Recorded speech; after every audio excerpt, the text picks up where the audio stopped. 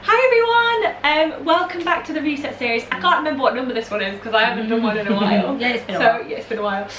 But yeah, thanks so much for coming back and welcome. I'm joined today by my very beautiful friend Lauren. Hello. So for those of you that watch my vlogs, you'll have met Lauren before.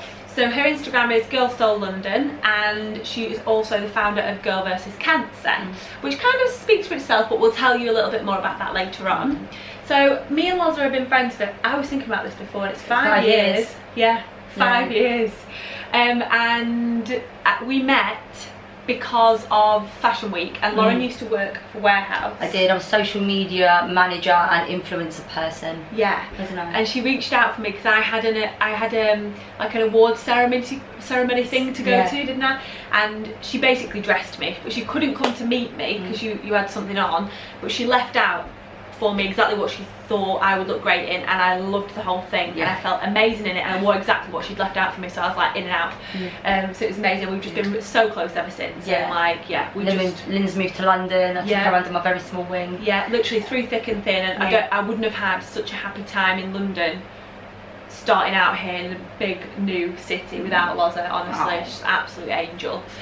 So we are very similar in terms of how we navigate life and manage anxiety and manage emotions and feeling overwhelmed. I was just saying to Lauren, I was like, this is the angle I'm going to take with this conversation, because she's an absolute bugger for taking on too much. I do. I do. I get so super excited, and I think when opportunity knocks, I answer every time. Yeah, without fail. Can't say no, cannot say no. Can't. And then before I know it, I'm like, oh, how many plates can I spin at once? Oh, turns out 2. Why have I got 7? Do you know what I mean? And I do it every single time. I'm not like, but I still haven't got to the point where I realise when I'm doing it. No. Until I'm at the point where I've got too much. Broken, you're like, shit, I've dropped all these plates. Yeah, damn. Yeah. And so, I think with your anxiety, you kind of get that overwhelming thing. Did you used to get kind of like day-to-day anxiety? Do you think? Yeah. So my anxiety, just like random. How we'll have conversations like, I should feel really weird today. Yeah. It's like my anxiety's always been, there's like been a few triggers. So I've always been quite an anxious person. That, do people like me? What do they think? Or blah blah. You know, those everyday anxieties that you worry about. Am I doing a good enough job? The whole imposter syndrome. That's me, who I am anyway, which you would never think, because I'm really loud and like brash and like Larry, but that is a part of my makeup. And then I've also had like, you know this like inside and out, but I've had mad health anxiety my whole life. And I suffered really badly with anxiety and depression in my mid-20s. Everything came to a head, and I was having panic attacks, and I didn't know why. And then I came to realise that actually when I went through counselling, it was because I was just terrified of death, and I was just on this low level hum of anxiety for God knows how many years, and it just spiraled.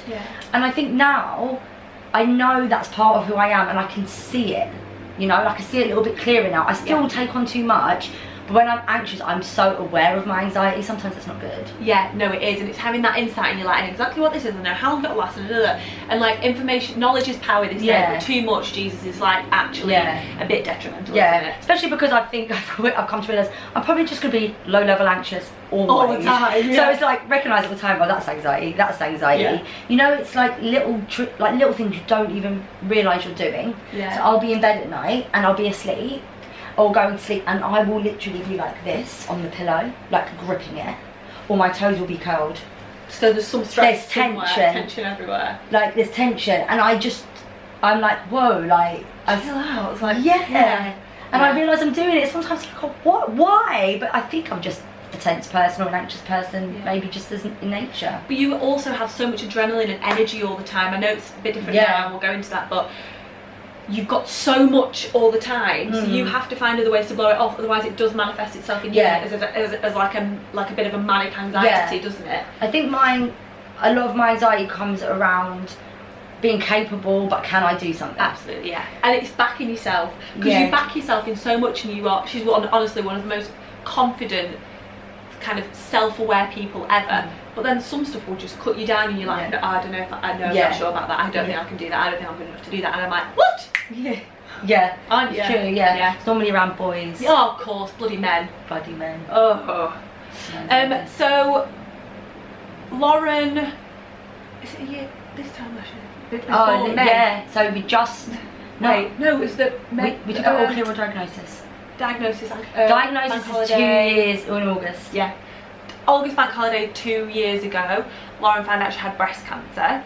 So we've been on an absolute fucking roller coaster. I don't like it when doors open, sorry, by themselves. The door opened on its own and it really freaked me out. It's a really bad timing. timing. With my anxiety. Right, I'm just going to leave it open in case Spirit wants to come in. No, I'm joking. So, yes, 2 years ago, bank holiday weekend August, Lauren and I had a huge blowout over the weekend. Oh my we god, had the best weekend ever. We had such a good time. We went to Notting Hill Carnival, we stayed in a hotel, we like proper lived it up, didn't we? Yeah. And then on the bloody, was it the Tuesday? The Tuesday. On the Tuesday she got her results back. We were both talked about it a lot on the weekend, didn't we? I talked to you a lot. I think you were one of the only people, like, I felt like no one was listening to me. I knew I had cancer before the doctor told me because of how they reacted in the hospital. Yeah. And like, I was saying it to you at the hotel, I was like, Linz, I'm actually really scared. Like, everyone's going to me, oh, it'll be nothing. Yeah. But I'm genuinely scared because of this, and I feel like you were the only person who heard me. Yeah. Because I still remember your face, you were a bit like... I was, and because of my NHS background and because of the things that they were saying to you and because of the way that they'd handled it so far and because of how worried you were, I was like, I don't know if this is nothing actually. Yeah. But I'm not going to sit there with her and say, I'm going to be there supported. I'm not going to be like, do you know what, Yeah, exactly. But I knew on the day. Yeah. Well, Linz, I went straight to the pub, obviously. We did. And Linz turned up with odd socks, or one sock. One sock, left the house with one sock. I was in such a rush. And you live in like East London and I'm in like North West. It's like, it's easy, but it's a good 50 minutes, isn't it? I was like, shit, I can't get there quick enough, And I'd literally like was hopping around with one sock on, came out to the pub with my trainer and one sock, and I was like, I don't know what to do. So, it was so funny. Anyway, so that's what happened 2 years ago. We are all completely clear. I'm clear. Yeah. Please don't ever touch Which is amazing forever and ever and ever and ever. But what the point of us telling you this was that Lauren's anxiety and feelings around things have changed quite a lot, haven't they, since this. And obviously this is not the same for everybody, but it's significant for you, and the way that you deal with things now and the changes. So if you talk to us about how... Well, there's like loads of different facets of it, really. So before I just mentioned, before I got ill, I was always scared I was going to die. That was my health anxiety. It was a massive trigger of my whole depression and my whole anxiety when I was younger. I've been through some really like horrible, losing people quite young, quite suddenly when I was younger, and that just was my experience of my mortality. So I was constantly scared I was going to die. It used to be the trigger of all my panic attacks. And then I got ill. And in a weird way, it kind of alleviated the anxiety around it. Because I got ill, deathly ill, like something that comes to kill you, let's make it right. But it's after you. Yes, it's coming. It's coming. But it didn't take me, and then I just kind of sat back and went, I've actually come as close to my death as I want to at my age. It's given me a tailwind, rather than it being the fear that consumes me and the anxiety that consumes me. My anxiety now acts as a tailwind, and it's pushing me to do, which is not always great, more. 7 plates. But it's pushing me to do what makes me happy every day and make decisions that make me happy rather than what I think I should be doing. And that's what's changed. Like, we all feel it. We all have this comparison monster. We see what everyone else is doing. Like, we're like, oh, maybe I should be doing this to get more Instagram likes, or maybe I should at 33 have a fella and be moving in with him, or have a house, and it's all this stuff. And it's actually like, should is the worst word. Oh, it is. No, it's the worst word. It's anxiety's best friend, is should. And now, rather than feeling that way, I'm like, okay, well, do I actually want those things? And if I do, what am I going to do to get to there? And if I don't, then bye. And I just feel a little bit more relaxed about not doing everything right now. I mean, I still do a lot. I mean, she's the busiest person on earth, but it's because my head fizzes. Honestly, I honestly need a clone. I've got so many ideas, and I know I want to put them into practice because this is the energy part of it. It is, and I can, every time we're together, I can feel how much is going on in there. Like, it's palpable, and it's all creativity, it's all inspirational, it's all amazing, but you're only one person. You're like the vessel for all of these ideas, and it is impossible for you to put everything into practice because you're one person. And like Lauren now, off the back of being poorly, has started this incredible business foundation, supporter of charities. It's called Girl vs Cancer, and it's just she's a one-man band, and she's trying to change the world And on my own. Yeah, on her own basically. So it's all amazing and it's going in the most incredible direction. But you have to stop and take stock. So I'm learning. So I think with me, what I always try and do is I try and do everything myself. And I think a massive part of learning in growing any business or yourself as a person is to realise when you can actually start to delegate, or maybe there's things that I don't need to be doing. Someone I can I can resource it, out resource it, and that's stuff that I'm learning to help me manage, because there's always something in my head that I need to be doing. I have a notebook in my bag at all times, beside my bed at all times, that I brain dump into. There's been times when I've been so overwhelmed in the morning about what I have to do that week. And obviously with my physical health, I'm still really early stage recovery. I'm also in medical menopause, which is a whole other ball game. It makes me fatigued, it makes my brain very cloudy. So there's times where there's loads to do, but I physically am incapable, which is really frustrating. So there was a day where I just was like, oh my god, like stressing out.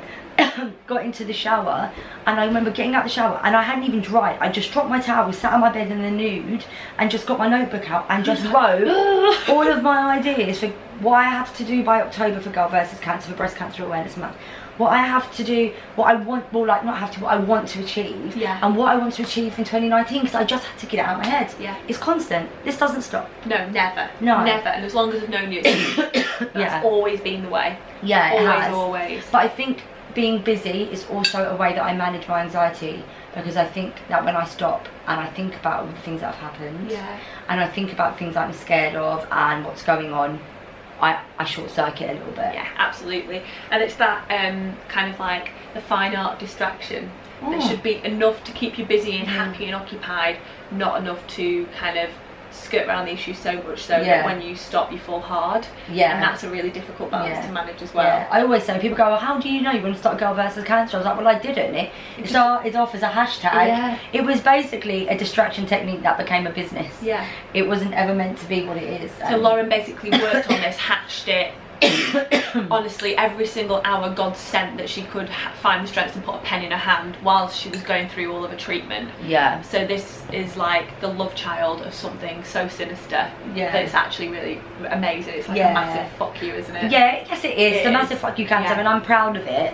It's just figuring it out. I think I am learning to be a lot more kinder to myself. I think that's where you have always fallen down, if you're honest. No, it is. I've always beat myself up, haven't I? I could always be doing more as like a friend or a sister or a partner. I could always be doing more at work. I could always be doing more for my health. There's always I know that I'm capable of doing so much, so I beat myself up if I'm not doing everything at the best that I see it to be. You're saying you're massive overachiever, you love it. But it is, isn't it? It is. And it's that striving for something else, something more, something that's a bit more perfect, a bit more on your plate. And it's weird, because when is enough and how do we recognise that you are on this burnout cycle? It's always too late. By the time you're burnt out, it's too late. Oh yeah, I knew I was taking too much on. Like I don't know if I told you all this, I've had like this bacterial tummy bug for like the last 15 days, all on my holiday in Italy. So I lost like a stone, came back, had antibiotics, it's gone, it's fine. But then also I wasn't sleeping because I was up most of the night, all night in pain. I've come home and it's so hot that no one's really sleeping, I'll be honest, in this heat. And I'm on this like downward like knackering spiral, so I'm like full of a cold now, and I think I'm getting a water infection, which is great. But this is the whole like immune system being like, Linz, can you cut your losses here please? So I've been poorly, but that was just from food. But then don't now fill your diary back up to make, when you're trying to build yourself back up, and I want to go to the gym and I want to do everything, but I can't. I've got to listen to my body, and that's like the massive learning curve. And when we're such busy buggers, so I'm now just having like time in with my notepads. I'm massive with the same list makers, with my laptop, just making sure everything's feeling good and I'm on top of stuff, and so that's like not a worry at all with work. And I feel like all my creative ideas are out on paper, and I'm like, right, they're in the world now, I'm fine, I can put that into practice. I'm a big believer in manifesting. So this is the thing, is probably why we end up doing too much, is to be like, if we just put it out there, it'll come, then it'll start happening. But then what happens is you start a process, and you're like, okay, so now what do I do? Now I'm doing this bit. So it's true, I do find like with me, I'm constantly plotting the next move. Yeah. Sometimes I think it's really difficult to be present in this day and age. It's so I try hard, but it's just... The last time I was present actually was yesterday. Yeah. Because Apple took my phone off me for 6 hours whilst they fixed it. Well, couldn't get anywhere because I'm terrible with directions, so I was a bit stranded in that respect. But also, like, mentally I was completely free. But then this is where I need notepad in my bag, because I make electronic notes in my phone and then transfer them into whatever I need to when I get home if I'm on the go.